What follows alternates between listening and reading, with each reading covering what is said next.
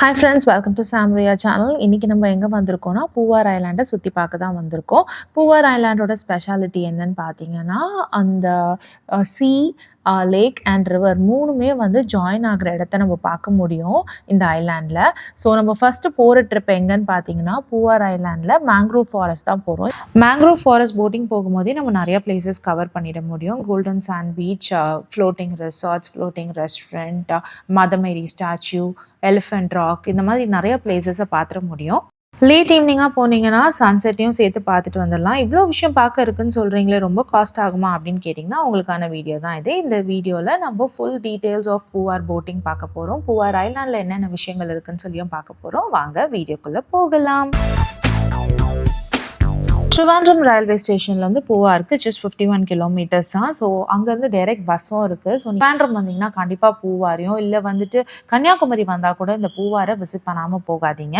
ஏன்னா கன்னியாகுமரியிலேருந்து பூவார் ரொம்ப பக்கம். எங்களோட ட்ரிப் ஹாப்பியாக ஸ்டார்ட் ஆகிடுச்சு. இங்கே ரிசார்ட்லேருந்து ஜஸ்ட் 3 minutes வாக் தான் மேங்க்ரோவ் ஃபாரஸ்ட் அந்த போட்டிங்க்கு போயிடலாம். அவ்வளோதான், ஆல்மோஸ்ட் வந்து சேர்ந்தாச்சு. ரோட்ஸ் எல்லாம் ப்ராப்பராக இருக்காது, அதனால தான் வண்டி வந்து இந்த ஆட்டுது. போட்டிங் சென்டர் வந்தாச்சு.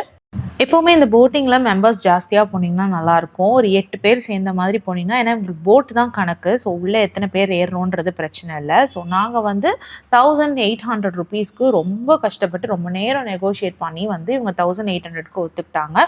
உள்ளே வந்து 2 hours வந்து சுற்றி காட்டுவோம் அப்படின்னு சொன்னாங்க. ஆக்சுவலாக ப்ரைஸ் வந்து 3000 ஸ்டார்ட் பண்ணி ரொம்ப நெகோஷியேட் பண்ணி 1008க்கு ஒத்துக்கிட்டாங்க. ஆக்சுவலாக அங்கே லோக்கல் ப்ரைஸ் வந்து 1800 தான். ஸோ நீங்கள் அங்கே போனீங்கன்னா அவங்க சொல்கிற ப்ரைஸ் அப்படியே ஒத்துக்காமல் கொஞ்சம் நல்லா நெகோஷியேட் பண்ணுங்கள். ஸோ போட்டில் ஒருத்தராக ஏறியாச்சு. எங்களுக்கு லைஃப் ஜாக்கெட்டும் கொடுத்துட்டாங்க. ஸோ எல்லோரும் லைஃப் ஜாக்கெட் மாட்டிட்டு போகிறதுக்கு ரெடி ஆகிட்டோம். பயங்கர எக்ஸைட்மெண்ட்டோட காத்துட்ருக்கோம். ஏன்னா போகிற வழியில் நிறையா விதமான டிஃப்ரெண்ட் பேர்ட்ஸ் எல்லாம் பார்க்கலான்னு சொன்னாங்க. அது இல்லாமல் வந்துட்டு லேக், ரிவர், சீ இதெல்லாம் ஜாயின் பண்ணுற இடத்தையும் பார்க்கலான்னு சொன்னாங்க. ஸோ இதெல்லாம் பார்க்குறதுக்காக நாங்கள் ரொம்ப எக்ஸைட்டடாக காத்துட்ருக்கோம். எங்கள் ஜேர்னி ஸ்டார்ட் ஆகிடுச்சு. நாங்கெல்லாம் ஜாலியாக போட் ரைட் போகிறோம். போரில் நல்லா இருக்குது ஜாலியாக. ஆனால் எங்கள் மகள் எல்லாத்தையும் எடிட் பண்ணி விடுவா.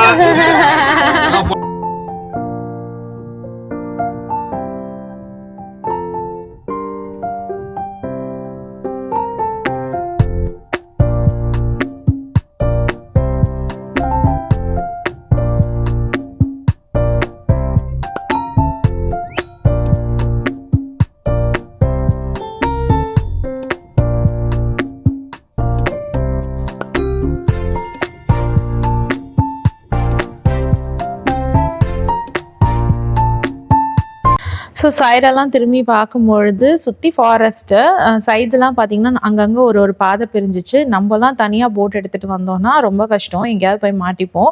ரெகுலராக போயிட்டு வர லோக்கல் பீப்புளுக்கு வேணால் வழி தெரியும்னு நினைக்கிறேன். தனியாக போனோன்னா கண்டிப்பாக மாட்டிப்போம்.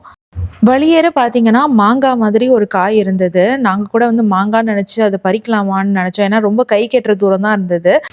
ஒரு பழத்தை பறிக்கலாம் அப்படின்னு சொல்லி நினச்சப்போ கைட் சொன்னார், அதெல்லாம் பறித்து சாப்பிட்றாதீங்க, செத்து போயிடுவீங்க, ஏன்னா அது விஷக்காய் அப்படின்னு சொன்னார். அதனால நீங்கள் போகிற வழியில் பார்த்துட்டு மாங்காய் நினச்சி பறித்து கடித்து சாப்பிட்றாதீங்க, அது வந்து விஷக்காயாம். ஸோ ஜாக்கிரதையாக இருங்க. ஜென்ரலாக வந்து எனக்கு போட் ரைட் பிடிக்கவே பிடிக்காது. ஏன்னா போட் ரைட் ஜென்ரலாக போகும்பொழுது ரொம்ப போர் அடிக்கும். சம்டைம்ஸ் ஸ்லோவாக போகும். அப்புறம் நிறைய இடம் காட்டுறேன்னு சொல்லுவாங்க, எதுவுமே காட்ட மாட்டாங்க. ஆனால் இங்கே போகும்பொழுது வழியேற ஒரே க்ரீனரியாக இருந்தது. நிறைய இன்ஃபர்மேஷன்ஸ் கொடுத்துட்டே வந்துட்டு இருந்தாங்க. அதனால போரே அடிக்கலை. அண்ட் நிறைய பேர்ட்ஸ் பார்த்தோம். Different birds. கிங்ஃபிஷர் முக்கியமாக பார்த்தோம். நாங்கள் நிறைய கிங்ஃபிஷர் இருந்தது, டிஃப்ரெண்ட் கலர்ஸில் இருந்தது. ரைடுமே பார்த்தீங்கன்னா ரொம்ப த்ரில்லிங்காக இருந்தது. பிரிட்ஜுக்கு அடியில் போகிறதா இருக்கட்டும், இல்லைனா வந்துட்டு அந்த ஃபாரஸ்ட்டில் வந்து ரொம்ப அடர்த்தியான ஃபாரஸ்ட்குள்ளே வந்துட்டு நம்ம போகிறதா இருக்கட்டும். 2 பக்கமும் செடி, அது நடுவில் நம்ம போட் பூந்து போகிறதுலாம் வந்துட்டு பயங்கர த்ரில்லிங்காக இருந்தது. பயங்கர அட்வென்ச்சரஸாக இருந்தது. இன்ஃபேக்ட் சொல்ல போனால் இந்த அனகோண்டா படம்லாம் வந்து நம்மளுக்கு கண்ணுக்கு முன்னாடி வந்துட்டு போச்சு.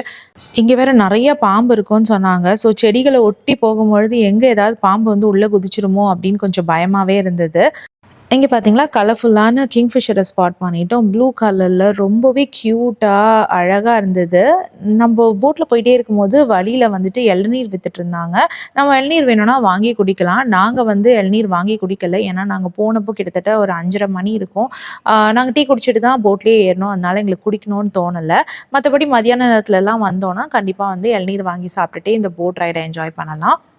நாங்க போனது ஜூலை மந்த். அதனால கேரளாவோட வெதர் வந்து ரொம்ப ப்ளசன்ட்டா இருந்தது. நாங்க போயிருந்த டைம்ல வந்து கொஞ்சம் கொஞ்சம் மழையும் பெஞ்சுச்சு, வெயிலும் அடிச்சது. ஸோ நாங்க 2 விதமான வெதரையும் என்ஜாய் பண்ணிட்டு வந்தோம். நாங்க இப்போ கிளம்பி இருக்கிறது ஒரு ஈவினிங் டைம் 5:30 இருக்கும். அதனால வந்துட்டு எங்களுக்கு பெருசா வந்து வெயிலோட கஷ்டமும் தெரியல. அப்படியே இருந்தாலும் நமக்கு வந்து போட்ல ஷேட் இருக்கு. ஸோ ப்ராப்ளம் கிடையாது.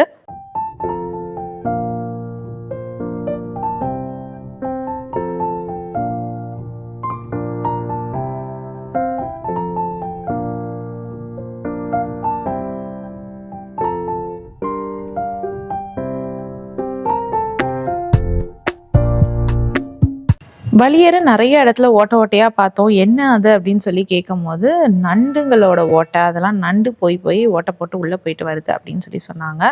ஸோ நெறைய நண்டு இருக்கு இந்த இடத்துல அப்படின்னு சொன்னாங்க. இப்போ நம்ம பார்த்தீங்கன்னா, வில்லேஜ் சைடு வந்துட்டோம். வில்லேஜ் சைடுல போகும்போது வீடியோஸ் வந்து எடுக்கக்கூடாதுன்னு சொன்னாங்க. ஒரு பர்ட்டிகுலர் பிளேஸ்ல. ஏன்னா அந்த பிளேஸ்ல வந்து குளிப்பாங்க, துணி துவைப்பாங்க. ஸோ நம்ம அந்த இடத்துல வந்து வீடியோஸ் எடுக்கக்கூடாது. இந்த ஒரு இடத்துலேருந்து நீங்க வீடியோஸ் ஆஃப் பண்ணிக்கோங்கன்னு சொல்லிட்டாங்க. ஸோ நாங்க அங்க வீடியோ எடுக்கல. ஸோ ரொம்ப ப்ளசண்ட்டான, காமான ரைடா இருந்தது. ஸோ இப்போ நம்ம அடர்த்தியான காட்டுக்குள்ளே போயிட்டுருக்கோம். இங்கே வந்துட்டு நம்ம எதனா அனிமல் ஸ்பாட் பண்ணலாமான்ட்டு தேடிக்கிட்டு இருக்கோம். ஏதாவது ஒரு அனிமல் கிடைக்குமா? ஏதாவது ஒரு குரங்காவது வந்து முன்னாடி நிற்குமா அப்படின்னு பார்க்குறோம். எதுவுமே இல்லை, எதுவுமே கிடைக்கல. பார்த்தீங்கன்னா இங்கே நிறையா அங்கங்கே சந்து இருக்குது. இந்த சந்துக்குள்ளெல்லாம் போனோன்னா வந்துட்டு வழி இருக்குமோ அப்படின்னு நினச்சா, அந்த சந்தில் கொஞ்சம் தூரம் போய் பார்த்தோன்னா தண்ணி இல்லை, தண்ணி வற்றி போயிருக்கு. ஸோ அந்த மாதிரி இடத்துலலாம் போட் எடுத்துகிட்டு போக முடியாது. இவங்களுக்கு தான் வந்து எங்கெங்கே தண்ணி இருக்குது, எந்த வழியாக போக முடியும் அப்படின்னு சொல்லி தெரியும். ஸோ கரெக்டாக நம்மளை பார்த்து கூட்டிகிட்டு போயிட்டு இருந்தாங்க. இதோ பாருங்கள், இங்கே ஒரு டிஃப்ரெண்ட்டான பேர்டை நம்ம ஸ்பாட் பண்ணிட்டோம். இந்த மாதிரி நிறைய பறவைகளை பார்த்தோம். எல்லாத்தையும் எங்களால் கேப்சர் பண்ண முடியல. ஏன்னா எல்லாமே வந்து பறந்து போயிடும் இல்லையா? நம்ம கிட்ட போகும்பொழுது பறந்து போயிடும். எங்களோட கைடு வந்து போட்டை அங்கங்கே நிறுத்தி எங்களுக்காக வெயிட் பண்ணி ஒன்னொன்னுத்தையும் காமிச்சிட்டு இருந்தாரு. இன்ஃபேக்ட் சில இடம்லாம் வந்துட்டு தாண்டி போயிட்டா கூட நாங்கள் பார்க்கல அப்படின்னு சொன்னோன்னே திரும்பி வந்தெல்லாம் காட்டினாரு. ஸோ அந்த போட் ரைட் பண்ண அண்ணாக்கு ஒரு பெரிய தேங்க்ஸ். ஸோ நாரை, கொக்குன்னு ஏகப்பட்ட பெரிய பெரிய பறவைகளெல்லாம் பார்த்தோம். ரொம்ப பெருசாக இருந்தது. சில பேர்ட்ஸோட நேமே தெரியல. ஒரு இடத்துல கேமலும் இருந்தது. அநேகமாக அது வந்து அந்த கேமல் ரைடு போகலாம் போல இருக்குது. இந்த இடத்துலலாம் நீங்கள் நிறுத்துவீங்களான்னு கேட்டதுக்கு எங்கேயுமே இறங்க விடலை. சும்மா போட்லேயே உட்கார வச்சு அப்படியே காமிச்சிட்டு வந்தாங்க. நம்மள எந்த இடத்துலையுமே இறங்க விட மாட்டாங்க. இந்த தென்னை மரத்து மேலெலாம் பார்த்தீங்கன்னா உங்களுக்கே தெரியும், பெரிய பெரிய பறவைங்களாக இருந்துச்சு.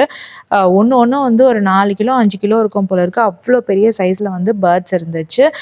ஸோ ஆல்மோஸ்ட் வந்து சன்செட் ஆகுற டைம் ஆயிடுச்சு. நம்ம இப்போ வந்து பீச்சுக்கு பின்னாடி இருக்க அந்த பேக் வாட்டர்ஸ் கிட்ட வந்துட்டோம். இப்போ வந்து ஒரு கரை இருக்குது. அந்த கரைக்கு அந்த பக்கமாக பீச் இருக்குது, இந்த சைட் பேக் வாட்டர்ஸ். அந்த மாதிரியான ஒரு இடம். இப்போ வந்து அந்த பீச் கிட்ட போய் நம்மளை இறக்கி விட போகிறாங்க. ஆனால் இந்த பீச்சில் வந்து நீங்கள் இறங்கி நடக்கக்கூடாது அப்படின்னு சொல்லிட்டாங்க. ஏன்னா வந்து இப்போதைக்கு ரூல் பிரகாரம் அந்த கோல்டன் சாண்ட் பீச்சில் நாங்கள் யாரும் இறங்கி நடக்கக்கூடாது. ரீசன் என்னென்னா, அங்கே வந்து அலைகள் வந்து ரொம்ப அதிகமாக வரதாகவும், திடீர்னு வந்து அலைகள் இந்த பக்கம் வந்துடுச்சுன்னா அது வந்து டூரிஸ்ட்க்கு பிரச்சனையாயிடும் அப்படிங்கிறதுனால எங்களை வந்து பீச்சில் இறங்க விடலை. ஜஸ்ட் நாங்கள் கொண்டு போய் அங்கே நிறுத்துவோம், நீங்கள் அங்கேயே இருந்து அந்த இடங்களை பார்த்துக்கலாம் அப்படின்னு தான் சொன்னாங்க. ஆனால் அந்த பீச் வந்து தூரத்துலேருந்து பார்க்கவே ரொம்ப அழகாக இருந்தது. ஏன்னா வந்து அங்கே ரொம்ப ஜனங்களை இறக்கி விடாததுனாலையோ என்னமோ தெரியல, அந்த பீச் வந்து ரொம்ப க்ளீனாக இருந்தது. ஆஸ் பர் ரூல்ஸ் வந்து நீங்கள் இங்கே இறங்கக்கூடாது அப்படின்னு சொல்லிட்டாங்க. அதனால நாங்களும் இறங்கவே இல்லை. தூரத்துலேருந்தே ஃபோட்டோஸ் மட்டும் எடுத்துக்கிட்டோம். இப்போ நம்ம பார்க்க போகிற இடம் பார்த்தீங்கன்னா, பேக் வாட்டர்ஸும் பீச்சும் கனெக்ட் ஆகிற இடம். இந்த இடத்துலையும் வந்து இறங்குறது ரொம்ப ரொம்ப ரிஸ்க்குன்னு சொன்னாங்க. லாஸ்ட் இயரில் கூட வந்து ஒரு சென்னையிலேருந்து வந்த ஒரு ஃபேமிலி வந்து இங்கே வந்து இறந்து போயிட்டாங்க அப்படின்னும் எங்களுக்கு நியூஸ் சொன்னாங்க. அந்த நடு இடத்துல போய் நின்றுட்டாங்களாம். அந்த பேக் வாட்டர்ஸும் பீச்சும் சேர்ற இடத்துல போய் நின்றுட்டாங்களாம். அந்த இடத்துல வந்து ரொம்ப பிடிச்சி இழுக்குமா அலைகள்.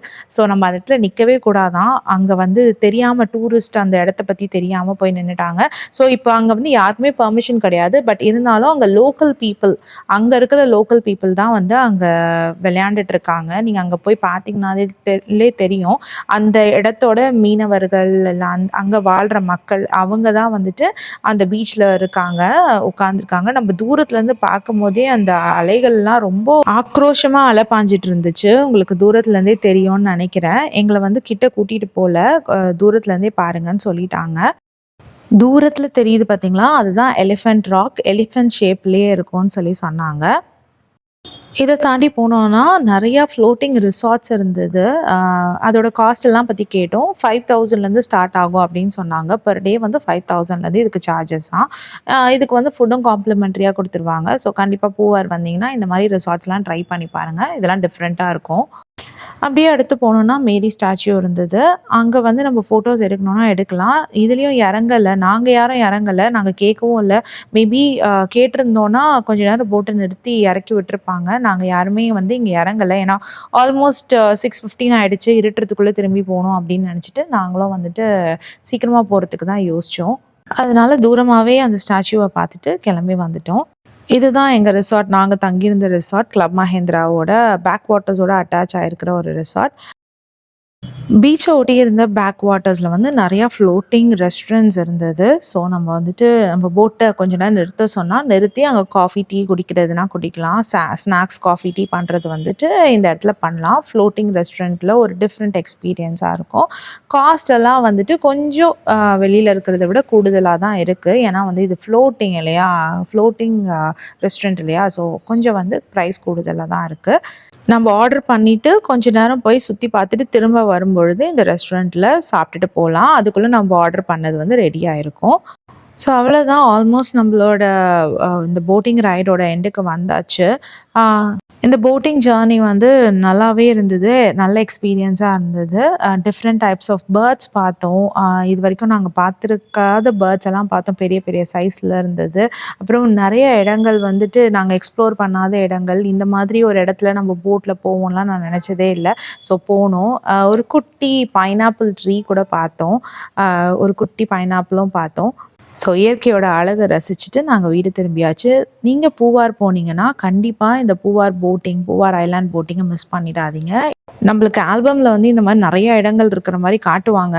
ஆனால் இன்ஃபேக்ட் தூரத்துலேருந்து தான் எல்லாத்தையுமே வந்து அதோ பாருங்கள் அங்கே அது இருக்குது, இதோ பாருங்கள் இங்கே அது இருக்குதுன்னு சொல்லுவாங்க. எதுலேயுமே இறங்க விட மாட்டாங்க. பார்க்குறதுக்கு நமக்கு வந்து நல்லாயிருக்கும், அவ்வளோதான். நம்ம கீழே இறங்கி கால் வச்சுலாம் பார்க்க முடியாது. ஆல்மோஸ்ட் இதில் இருக்க எல்லாத்தையும் கவர் பண்ண மாதிரி தான் தெரிஞ்சிச்சு. ஸோ பூவார் வந்தீங்கன்னா இந்த போட்டிங்கை மிஸ் பண்ணிடாதீங்க. வேறு ஒரு வீடியோவில் வேறு ஒரு இன்ஃபர்மேஷனோட உங்களை மீட் பண்ணுறேன். Until then, it's bye from Jemima. Take care.